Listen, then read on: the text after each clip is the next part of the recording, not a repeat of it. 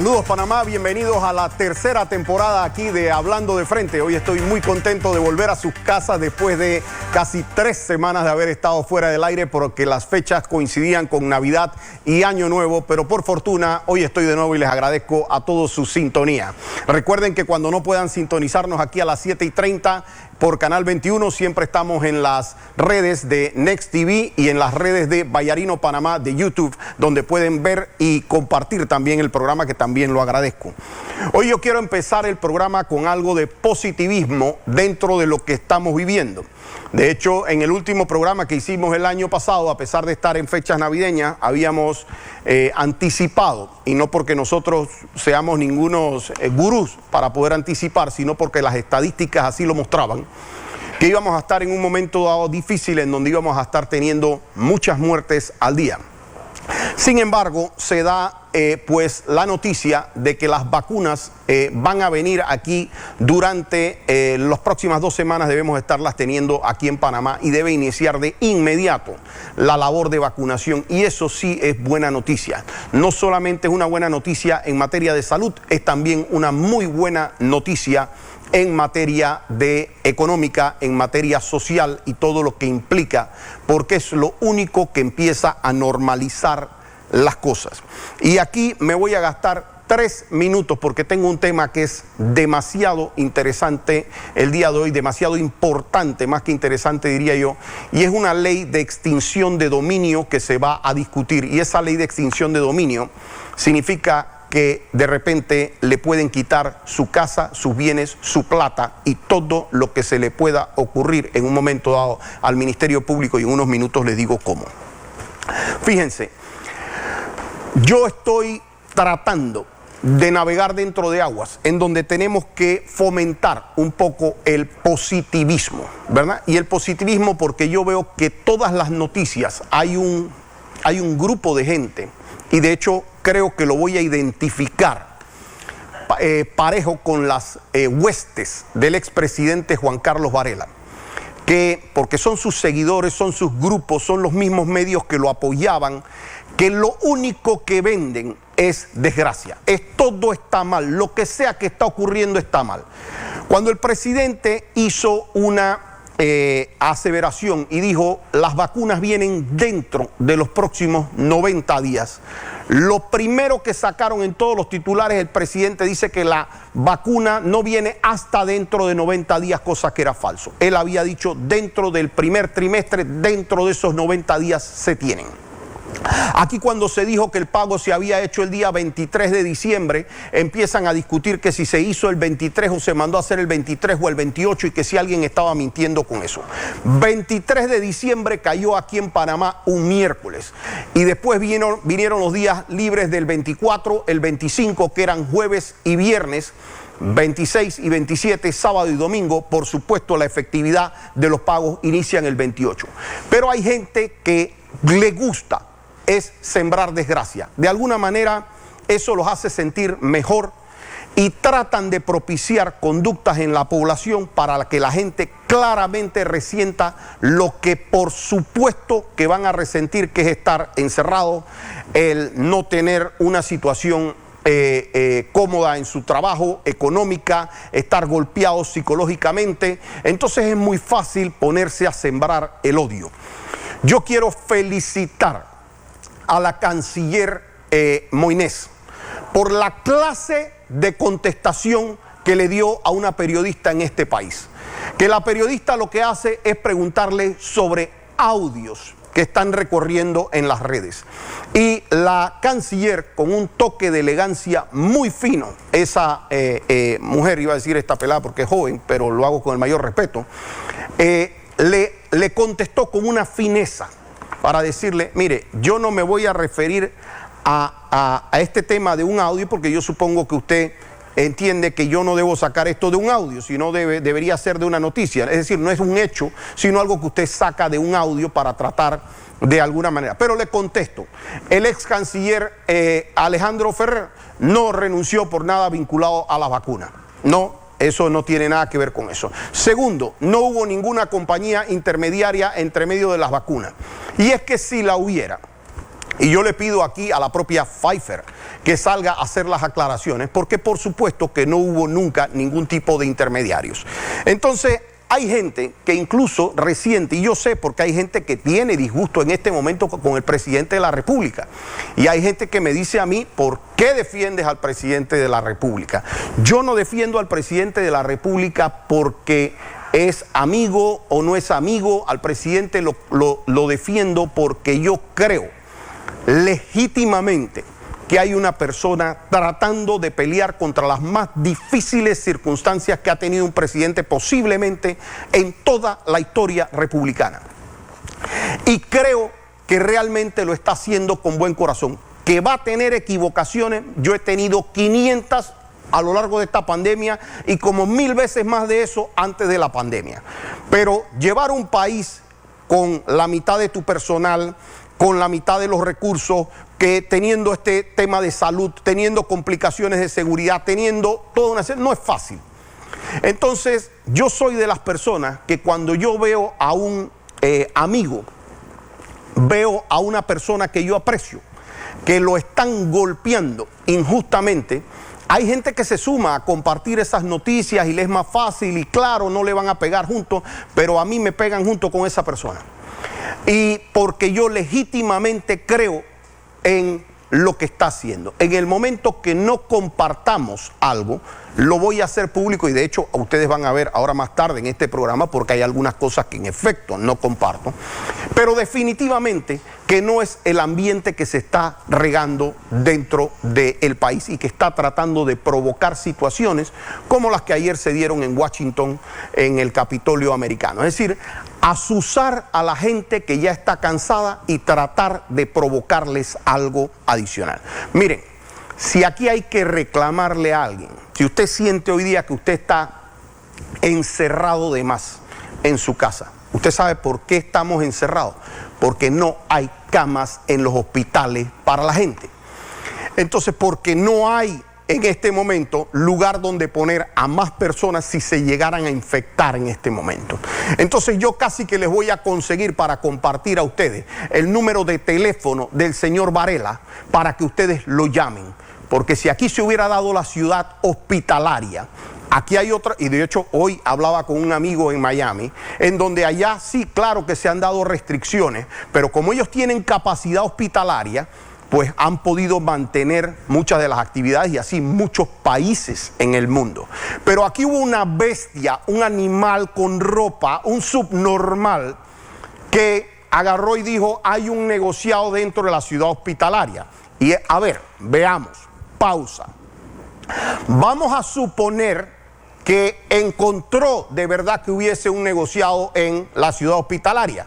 Vaya, si tú tienes 2 dedos de frente, si tú eres una persona con mínima capacidad, tú agarras perfecto Juan y Pedro, a ti te voy a meter preso, pero vamos a agarrar y vamos a hacer todas las acciones judiciales que tengamos que hacer sobre esas personas, pero por favor termínenme las otras personas la obra.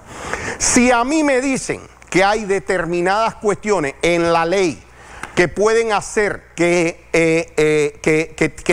tenemos que hacer ciertos procesos que pueden demorar para acabar algo como una ciudad hospitalaria, pues tengo que llamar a los diputados de la Asamblea, explicarles esa situación y convencerlos de que tenemos que tener una ley más hábil para poder hacer una ciudad hospitalaria. Lo que yo no puedo hacer es pasar una presidencia completa, 5 años pasándome quejándome de que lo que pasa es que esta ciudad hospitalaria estaba mal, que la ciudad hospitalaria tuviera casi 50% realizada y resulta ser que ellos, ignorantes, ineptos, no sirven para nada, no pudieron terminar la ciudad hospitalaria. Esa ciudad hospitalaria, si hoy Panamá tuviera 1000 camas más, cientos de camas más, entonces el país no tuviera que cerrarse porque hubiera capacidad hospitalaria para recibir a las personas. Pero la falta de visión, la necesidad de venganza de esta persona, ¿verdad?, terminó haciendo que simplemente agarraran y dijeran, ¿sabes qué? A mí me cae mal la gente que está haciendo eso, así es que agarren y por favor me paran eso que está haciendo. Eso mismo lo hizo en el Centro de Convenciones de Amador. Y fíjense que les voy a decir que en el Centro de Convenciones de Amador dijeron que la obra tenía sobreprecio. Cuando agarraron y se la dieron a otra compañía, la hicieron más chica la obra, hicieron más chica, le recortaron el metraje, es decir, estaba supuesta a salir mucho más barato, la terminaron haciendo más cara y no la pudieron terminar, y todavía 5 años después no lo pudieron terminar. Y es que aquí habían, en este gobierno panameñista, desde aceras que no se podían terminar. Entonces, esas son las cosas que eso sí se lo reclamo yo al gobierno actual, porque esa gente tenían que haberle hecho procesos muy fuertes por lo que le han hecho a este país, porque eso está causando hoy eso está causando muertes. Hoy hay familias que no pueden tener a alguien con ellos porque no hay capacidad hospitalaria, porque a esta gente se le ocurrió parar Ciudad Hospitalaria, Minsacapsis, a pretexto de lo que fuera. Y vuelvo y digo, vamos a poner que ellos detectaron corrupción, especulado, lo que hicieron, lo que sea. Nada de eso justificaba parar las obras. Agarra, haz tu proceso, haz lo que tú quieras, pero termina la obra. Juan Carlos Varela llegó a manejar en su gobierno 35.000 millones más que el gobierno de Ricardo Martinelli. Y yo quiero que me digan a dónde están las grandes obras que se hicieron con 35.000 millones de dólares más, que lo voy a buscar.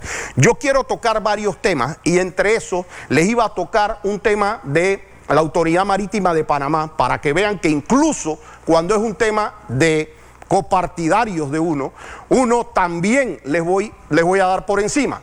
Lo que pasa es que yo quería comunicarme hoy con el señor Noriel Araúz, que es el director de esa agencia, y también quería recibir a una persona que me iba a acreditar cierta información.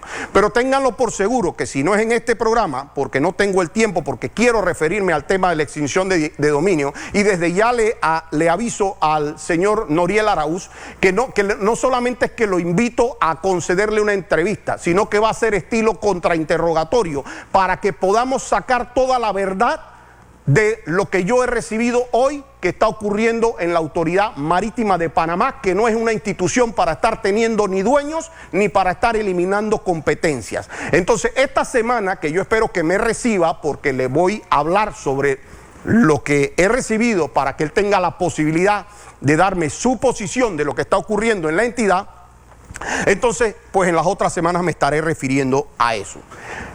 Tengo que usar el tiempo para hablarles a ustedes de esta ley, que es una ley que se ha presentado, un proyecto de ley para corregir y hablar adecuadamente, que es la ley de extinción de dominio. Para que ustedes entiendan ese término, que es una ley que ha pasado en otros países, es que usted, sin que haya terminado de ir a juicio, sin que lo encuentren culpable de un delito, sin que usted haya participado del delito, le pueden quitar su casa, su carro, dineros de banco, etcétera. Así mismo es como yo se los estoy diciendo, y así mismo es como se los voy a proceder a explicar. No sin antes hacerle un preámbulo en esto. Esto causó incluso que yo me comunicara con el presidente de la República, quien tengo que decir, en efecto, como siempre lo considero, es un caballero. Le pedí que nosotros, los gremios de abogados, tuviésemos la oportunidad, y así la vamos a tener, de hacer un gran debate sobre esta ley y de realmente agarrar y poder hacerlo, y lo quiero público. No quiero un debate cerrado en esto, que se piense que es que nosotros no queremos agarrar y pasar determinada ley o no, porque yo quiero que se logre detectar lo peligroso, porque esta ley que se ha pasado en otros países, ¿verdad? Y con muchos controles, si no se le ponen controles, y yo le trataba de explicar esto al presidente, le digo: presidente, yo sé que el presidente que tenemos actual nunca va a usar esta ley de una forma política. Es decir, él no se va a agarrar y ensañar con esta ley en contra de uno o dos enemigos. Pero como me ha tocado decirle a otras personas, porque yo en esto he estado en la asamblea desde que aquí venía el tema del sistema penal acusatorio, el sistema inquisitivo, las leyes del testigo protegido, las leyes relacionadas que si a la delación premiada, que si... Yo le decía, esto no es lo que la persona que está en el momento vaya a usar. Yo todavía recuerdo haber estado y estaba, y esto para que ustedes vean desde cuándo yo estaba Ricardo Martinelli en la presidencia.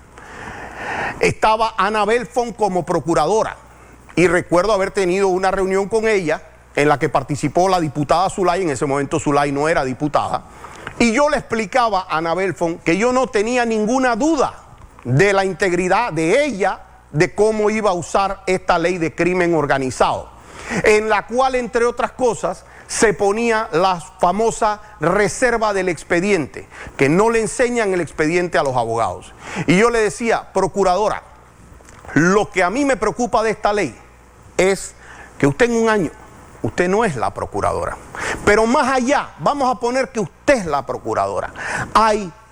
Usted es la procuradora, pero van a haber cientos de fiscales interpretando algo u otras cosas de esa ley. En esa ley habían querido poner una pena de 6 a 12 años para el que insultara a un policía.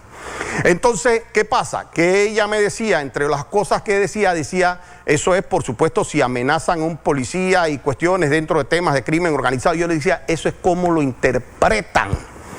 Porque mi problema ni siquiera es cómo lo van a interpretar esos 100 fiscales, después cómo lo van a interpretar cada uno de los 100 jueces. Y usted no va a estar ahí, procuradora. Y después cómo lo interpretan magistrados. Y usted no va a estar ahí, procuradora. Y la procuradora no me dejará mentir que en efecto esa fue la recomendación. ¿Y qué pasó años después? Que en ese momento, cuando yo le hablaba a ella, no se había desatado toda esta persecución política. No se habían dado estos casos ni siquiera políticos. Yo se lo avisaba como algo que nosotros como abogados podíamos olfatear de lo que traía esa ley. Pero cuando nosotros agarramos y vimos aquí que en el gobierno de Varela trataron de pasar la ley de la famosa delación premiada, nosotros decíamos, esa ley, díganme qué es lo que tanto que han logrado con esta ley de delación premiada, más que ayudar a Odebrecht, que ya salió el procurador diciendo que en efecto no han pagado la multa y que están ahora pidiendo una audiencia porque Odebrecht no ha pagado la multa. A las que tienen que llevar audiencia es a Kenia Porcel y a Zuley Camur, y que expliquen por qué carajo hicieron ese acuerdo de que una persona podía pagar 12 años una multa y jamás procesaron a las personas de Odebrecht que supuestamente eran quienes habían hecho todos los pagos y habían corrompido. Entonces, esa ley se hizo a la medida como un sastre. Recuerdo haber tenido, para incluso traerlos más para atrás en este debate, haber tenido una conversación con el exministro Mulino. El exministro Mulino en su momento dado presentando lo que era la posposición de la entrada del sistema penal acusatorio. Y nosotros sosteníamos es que aquí quiera Dios que no necesiten un juez de garantía, porque entonces van a saber para lo que sirve un juez de garantía. Y fue profético. En ese momento no habían las causas de la persecución política. Yo entiendo perfectamente, y de hecho estoy seguro que hoy día el ministro Mulino entiende perfectamente cuál era la posición, porque en su momento él, como ministro de Seguridad, claro que él veía y decía, estos abogados penalistas, estos lo que hacen es estorbar o tratan de estorbar la labor de, me imagino, eso es una imaginación mía, ojo, que él pensaría, esto me complica la labor de seguridad. Y claro, puede ser que sí complique un poco la labor de seguridad e investigaciones, pero da garantías. ¿Para qué? Para cuando se necesitan. Entonces, ¿qué pasa? Que justo después de ese gobierno llegó un subnormal y agarró y se tomó el Consejo Nacional de Seguridad, y de esas entrañas malignas y perversas del Consejo Nacional de Seguridad sacaron a una señora que vino a ser entonces Procuradora General de la Nación. Es decir, del infierno agarraron y sacaron a la que iba a salvar el cielo. Y entonces resulta ser que de ahí empezaron a pasar todas las cosas de la Procuraduría paralela con Saltarín, empezaron a hacer todas las cosas y ya el resto del cuento, ¿para qué echarlo? Pero lo cierto es que las leyes nacen originalmente, y esto se lo estoy diciendo desde al presidente hasta todos los diputados de mi partido, los que no son de mi partido, para que entiendan lo que ustedes van a aprobar, porque no van a estar en el cargo permanentemente, y eso incluso puede ser el día de mañana contra ustedes mismos. Si yo les dijera a ustedes, al día de hoy, les digo, miren, cuando ustedes los procesen por la comisión de un delito, ¿verdad?, le van a poder quitar los bienes que ustedes obtuvieron ilícitamente del delito, pues todo el mundo dijera, bueno, a mí me parece que eso está bien. O sea, es parte de un sistema lógico y que esto pudiera hacerse. ¿Cuál es la excusa que a nosotros nos han traído? Y nos las traen de otros países, porque esto viene impuesto de afuera. Como nos han impuesto algunas leyes del Gafi, como viene todo el tema de conozca a su cliente. Yo quiero que a mí me digan aquí, ¿cuántos terroristas, porque supuestamente ese fue el objeto de hacer esta ley, es que hemos capturado con la ley de conozca a su cliente, de beneficiario final de las acciones, de eliminar las acciones al portador, de todo? En todos estos años, 6, 7 años que tenemos con esas leyes y las otras adicionales, ¿cuántos terroristas es que con esa ley hemos captado en Panamá y los hemos logrado capturar? Porque para lo único que ha servido eso es para desbaratar el negocio societario de Panamá. Entonces aquí, cuando el animal que teníamos en la presidencia se le ocurrió aprobar estas leyes, se le dijo va a desbaratar el sistema societario de Panamá. Y de tener N cantidad de miles de sociedades inscribiéndose en Panamá para miles de usos distintos, pues ya se inscriben cerca, creo que es como del 40% de lo que antes se escribía. Es decir, 60% desapareció de Panamá. Entonces, a nosotros, los otros países, no nos están diciendo los vamos a matar, nos están diciendo suicídense. Y nosotros lo estamos haciendo. Así que ellos ven que Panamá tenía un potencial económico, que Panamá estaba volando económicamente, y ellos empiezan a decir, empiecen a pasar leyes para que ustedes no sean tan atractivos económicamente. Así que ustedes pasen una ley que cuando un inversionista llegue a abrir una cuenta en un banco en Panamá, le pidan hasta el certificado de defunción de la abuela y la tatarabuela y que no le abran la cuenta, y así no podrá hacer negocio en Panamá. Y nosotros, bien pendejos y bien mandados, vamos y decimos, ah, sí, perfecto, les vamos a pasar esa ley. Y entonces ellos dicen, miren, nosotros en nuestros países sí vamos a tener algunos beneficios en estas sociedades que ellos las tienen de anonimatos o de reserva, para no llamarlo anonimato, pero en Panamá nosotros no queremos que ustedes tengan eso. Ah, bueno, perfecto, nosotros tampoco lo vamos a tener.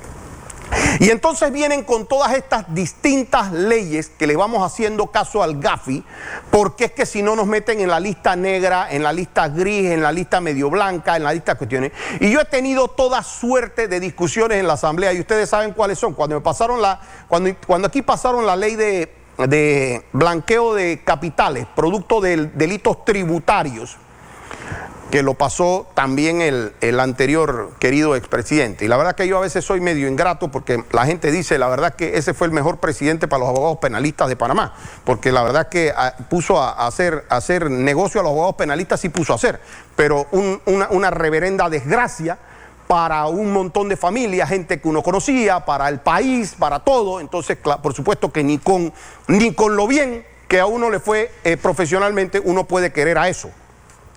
Entonces, cuando pasan estas leyes, terminan pasando una ley en donde también castigan el supuesto fraude tributario con la evasión fiscal y tal y cual. Y yo les decía, es que pueden pasar la ley que quieran, ministro. Estaba Dulcidio de la Guardia de ministro.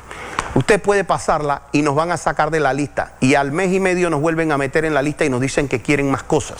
Porque es que uno que es partícipe de un mundo global si tan siquiera aquí tuviéramos pantalones para negociar, uno tan siquiera se sienta y negocia, pero no que me impongan. Y cuando uno se sienta a negociar, uno le dice, dime qué es lo que tú vas a querer por los próximos 10 años para ver si a mí me conviene. Y yo como país veo si así me conviene o no. Pero tú no vienes a donde mí como país y me dices porque yo soy los franceses y yo quiero que tú hagas esto o te pongo en la lista gris y entonces resulta ser que uno viene de buena gente y dice, bueno, está bien, pues hasta ahí, pero hasta ahí vas a hacerlo. Y resulta ser que apenas uno lo hace, entonces al día siguiente te aplauden y te dicen, muy bien, lo lograste, ahora queremos que también hagas esto otro, te vuelvo a meter en la lista gris porque entonces ya lo están agarrando a uno de pendejo. Y entonces ya cuando uno está en esa situación, ya uno tiene que decidir qué es lo que uno va a hacer. Ya uno tiene que ver, como en su momento dado aquí se buscó hacer alianzas estratégicas con determinados países, a ver si es que yo me pego con determinada potencia económica para no afectar el tema económico y veo que otras cosas yo negocio como país económicamente para que estos otros no me puedan estar a nosotros socavando.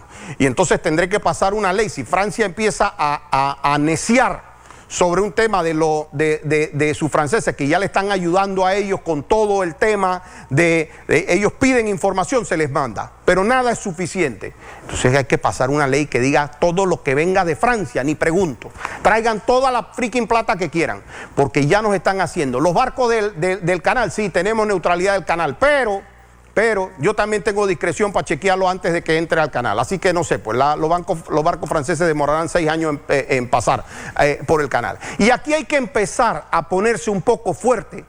No es porque uno quiera y que uno chiquito y rofión, es porque ya no te dejan de otra. O sea, literalmente te están diciendo como país, suicídate. Ahora quiero decirles, porque he querido traer una serie de leyes que yo les digo, la ley de crimen organizado. ¿Para qué ha servido esa ley? ¿Se usó o no políticamente esa ley? Que dijeron que era para perseguir el crimen organizado. Entonces esa ley se terminó utilizando porque ellos dijeron blanqueo de capitales pertenece a crimen organizado. Y todas esas cuestiones y salían con los que tienen en los medios de comunicación avalando esas cuestiones. Ahora todo tiene que ser, ¿cómo es que le llamaban al asunto? Caramba, hasta yo lo he olvidado. Me causa risa, pero era cuando agarraban, es causa compleja, perdón, se me fue de la cabeza un momento. Todos los expedientes ahora, que eran sencillos, estaban supuestos a ser de otra, todos eran crimen organizado y todos tenían que ser causa compleja. Cuando hicieron la ley de delación premiada, la usaron para algo realmente, para capturar a bandas de narcotraficantes, a cosas interesantes, o la hicieron para agarrar y dejar pasar a Odebrecht como por alfombra roja, pase por aquí y aquí no pasó absolutamente nada. Ni pagas cárcel, ni pagas la multa, porque te la vamos a poner a 12 años, pero tú después no la pagues. Y de hecho nosotros te vamos a ir a decir a Brasil qué dices y qué no dices, y ya tú no tienes que volver aquí a Panamá, así que tú tranquilo. Nosotros, y además, te vamos a dar unas adendas, porque vuelvo y les digo, Odebrecht recibió más en adendas justo después de ese juicio. Cuando pasaron aquí la ley de testigo protegido, dígame, aquí, ¿cuántas cosas ha resuelto los testigos protegidos o los testigos protegidos han aparecido aquí en el caso de pinchazos de Martinelli? Ha aparecido ahora testigo protegido en el caso de New Business, ha aparecido testigo protegido en el caso de bolsas de comida y en cada uno de los casos del PAN era testigo protegido. ¿Para qué se necesita esa figura de testigo protegido? Para poder trabajar políticamente, para poder perseguir políticamente. Yo tengo que admitir, y por favor escúcheme, procurador Eduardo Ulloa, tengo una buena impresión de usted como procurador. Usted es una buena persona, es mi opinión. No va a estar persiguiendo gente de manera irresponsable.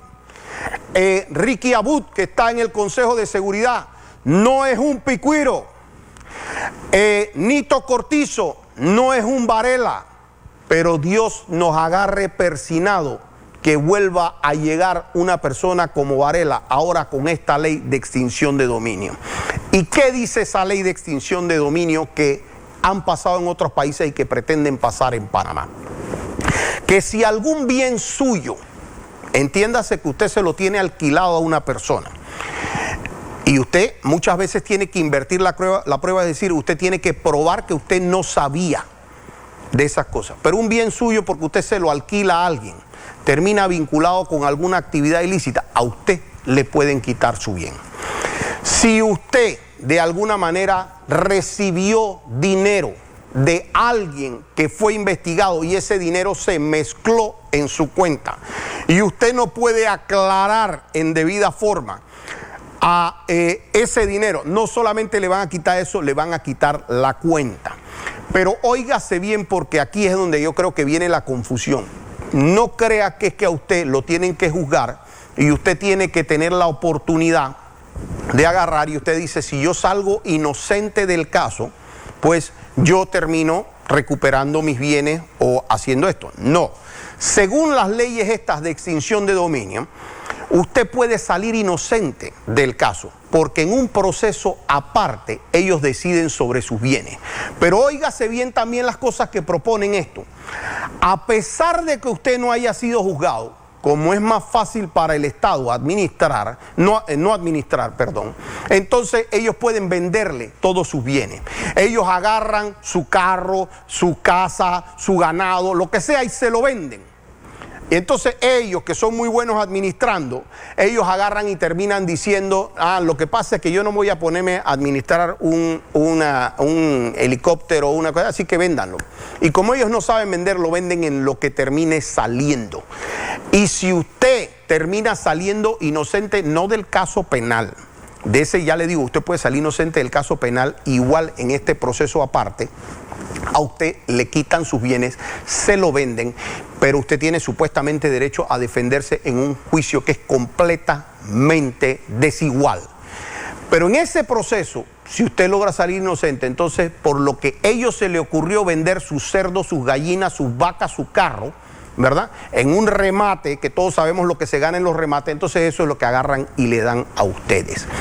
Esta ley es peligrosa y yo le pido a la comunidad jurídica que se vincule. Sí es cierto que hay que hacer leyes en donde se ataque, y ojo que en esa parte yo estoy de acuerdo y estoy dispuesto a buscar el término medio. Para que en los grandes capitales que están vinculados al narcotráfico y al verdadero crimen organizado y todas las cuestiones, con los controles adecuados, después de sentencias condenatorias, se pueda sacar bienes. Hasta ahí podemos estar de acuerdo. Lo que yo no puedo estar de acuerdo es que aunque la persona no esté vinculada al delito, no haya cometido el delito, a pretexto de que es el dueño de la casa donde se cometió el delito, a pretexto de que no ha explicado bien eso, a pretexto de que no ha podido decir de dónde salieron sus bienes, porque el día de mañana usted le preguntan de dónde usted compró su televisor y usted dice, a lo mejor ni se acuerda, a lo mejor ya han pasado 5 años y usted no se acuerda. Justifícame la televisión, justifícame el collar, justifícame lo que tú quieras, justifícame el bote que tú compraste. No lo puedes justificar. Entonces van a venir acciones de extinción de dominio que son muy peligrosas. De nuevo, creo que hay buenas personas dispuestas a oír. Y por eso es que este debate yo no lo quiero hacer ni al oído de un ministro, ni al oído de un presidente, ni al oído de diputados. Quiero que sea público el debate, para que todo el país sepa lo que se debate, porque normalmente en estas cosas salen diciéndole a la gente, necesitamos una ley de testigo protegido, necesitamos una ley de crimen organizado, necesitamos una ley de delación premiada para combatir la delincuencia. Y normalmente cuando eso cae en las manos inadecuadas, entonces termina utilizándose como una potencial arma política, una arma de extorsión, una arma de control del oponente, y eso aquí en Panamá no lo podemos permitir. Entonces, yo hasta aquí sé que es un tema complejo, pero yo lo voy a ir explicando conforme vaya conociendo el mismo proyecto de ley de Panamá, pero que es peligrosísimo en otros países, y voy incluso a ir invitando funcionarios para que aquí vayamos debatiendo estos temas. Y son esos temas en los que yo no puedo coincidir con el gobierno, así lo quiera, no lo quiera. Aquí me van a ver poniendo mi posición, porque creo que el día de mañana ellos van a dejar de ser gobierno, van a ser ciudadanos normales también, y eso les puede impactar incluso negativamente a ellos si ellos no comprenden el tipo de leyes que están pasando. Así los quiero dejar hoy, este primer programa, reiterándoles mi felicidad y mi agradecimiento por habernos recibido en sus casas, y los espero el próximo jueves aquí a las 7:30 hablando de frente.